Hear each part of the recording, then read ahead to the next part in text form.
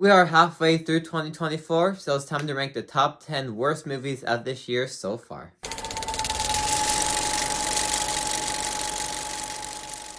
Rebel Moon Part 2 The Scargiver has all the same problems that Part 1 had. We all know that this is not Zack Snyder's intended vision. That is the director's cut that is coming out next month. This version is basically Netflix's version that they told them to make. And you can tell from the way each character is set up and just the way the movie flows that this version is not the right one. There's parts missing while also at the same time feeling too long. There's a scene in the movie where all these characters just sit around the table talking about their backstory. Kind of like an expedition dump right there. The best parts of the movie are the action scenes at the end of it, but then everything else is just people in slow motion picking grain. I can't wait for the director's cut next month because that will show the true version that we were supposed to see. The true version of Zack Snyder's Star Wars that was supposed to be what was promised.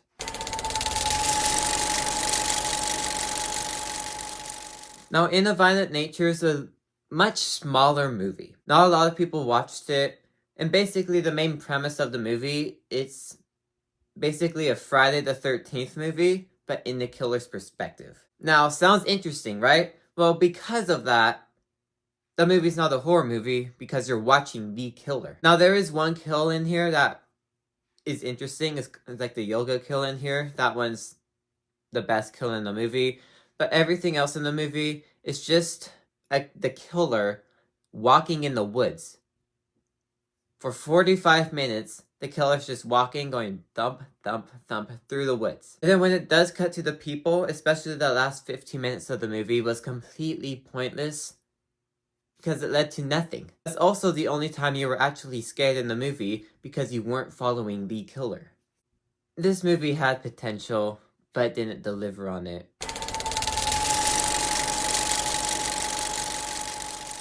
Now, I don't remember much of Spaceman. That's the problem with the movie. It's fine, but there's nothing really interesting in the movie. It's just about Adam Sandler's character talking and making friends with an alien about his feelings. That's all the movie is, and then it has this small little payoff moment at the end. There's nothing memorable in this movie, nothing really special that makes it stand out. It's just a Netflix movie, and like every other Netflix movie, it's just there to exist. It has a big name in the title, but then it's just there to exist. The movie's no point. I don't know how Netflix messes up this badly, but that's how it always works.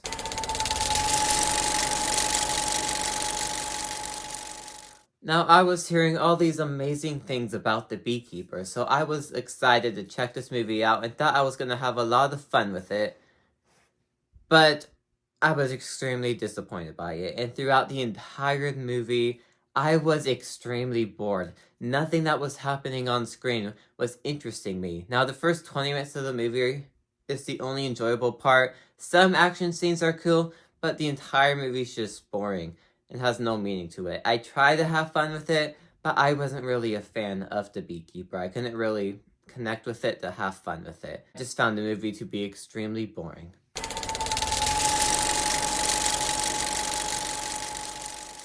Now, the only reason why I even checked out The Thunderman's Return is because I grew up on Henry Danger, so I kind of knew the style they were going for. But again, I didn't grow up with The Thundermans, I grew up with Henry Danger, and it's kind of exactly what you would expect if you've seen those shows. If you haven't seen those shows, definitely do not watch this movie. It's not made for you. But I never seen Thundermans, so it didn't really connect back with me the way it should. But if you know these type of shows, you know what to expect here. It's kind of nothing to explain.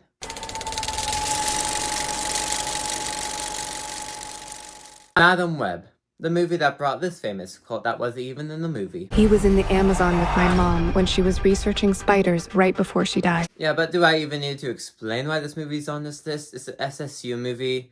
The Sony Spider-Man movies without Spider-Man. And then here's the worst film I have ever seen in a movie. The way they dub the lines in post-production for how they talk is extremely noticeable and extremely bad. Just, this movie wasn't great. It was better than I was expecting it to be, because I was expecting it to be an awful movie. But I ended up liking it more than I think I would have. The main premise in here is interesting with like this time travel, saving the future kind of stuff. But other than that, this movie sucks.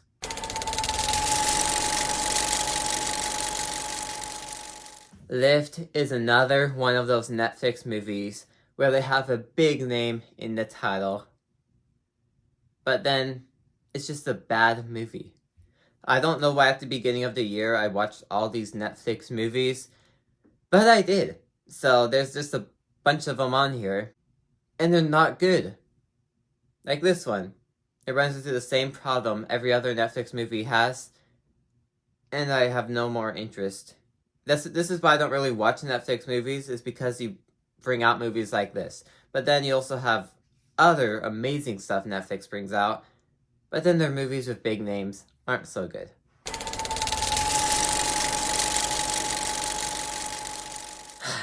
Netflix movie, Badland Hunters. Now the main premise interests me, but it was not what I expected it. The little teaser that Netflix did show, like, you know, when you're scrolling or like going across Netflix and then you hover over something, a clip from the movie plays. I watched that clip. It looked like a zombie apocalypse movie. It wasn't. I have no idea what this movie even was. Like some sort of fungus thing? Is that what this was? I don't really know. Wasted potential here. It could have been something amazing, but wasn't. Again, it's another Netflix movie. This time it has no big name. But it sucks, because it's another Netflix movie.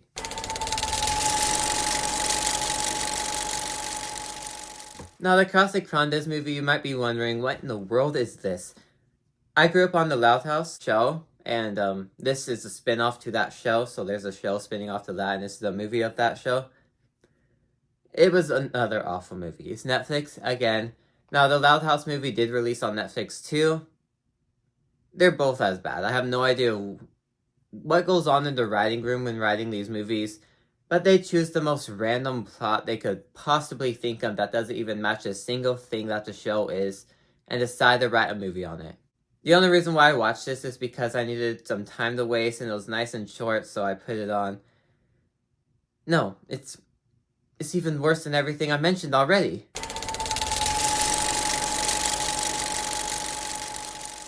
But of course, the worst movie of the year, and it's probably gonna stay that way, Megamind vs. the Doom Syndicate. Everyone's been wanting a Megamind sequel, but not this. Now, I do think the main premise could have been something interesting, but just everything else that follows is awful. Animation's awful, story's awful, character, everything in this movie's awful. The show doesn't help it either, because this movie was a setup to that show, and the show was even worse than the movie. And then I heard there's a season 2 of the show that's already out, and I have no idea that even existed, because there's not a single trailer for it or nothing. I'm not watching that. But yeah, Megamind vs. the Doom Syndicate, awful. Don't waste your time with it. I hope it stays the worst movie of the year, because if there's a movie worse than Megamind vs. the Doom Syndicate, we had an awful year for movies, because I don't really think anything can beat this for how bad it is. With that was my top 10 worst movies of the year so far. Thank you guys for watching. If you want to see my top 10 best movies of the year so far, you can find that video over here. Thanks for watching, and see you guys next time. Goodbye.